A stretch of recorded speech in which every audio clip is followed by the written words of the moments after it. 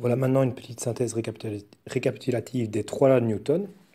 Donc la première loi de Newton, c'est le principe d'action-réaction. Le principe d'action-réaction, il dit quoi? Eh bien que pour toute force exercée par un corps A sur un corps B, il existe une force réaction du corps B sur le corps A, mais cette réaction se fait dans la même direction, mais de sens opposé à la force action.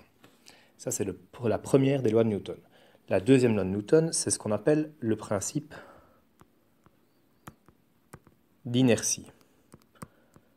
Alors, qu'est-ce que c'est le principe d'inertie? Eh bien, le principe d'inertie, il dit que si la résultante des forces, donc toutes les forces qui agissent sur un corps, si cette résultante est nulle, alors ce corps est en repos ou bien en MRU. C'est assez facile à comprendre pour le repos. Ben oui, si toutes les forces qui agissent sur un corps s'annulent, il ne bouge pas. Par contre, se dire qu'il pourrait être en MRU, ben, l'exemple typique, c'est une voiture qui roule à vitesse constante. Il faut que son moteur exerce quand même une force. Et cette force doit exactement compenser les frottements. Du coup, la somme de toutes ces forces vaut 0 et la voiture roulera donc bien en MRU.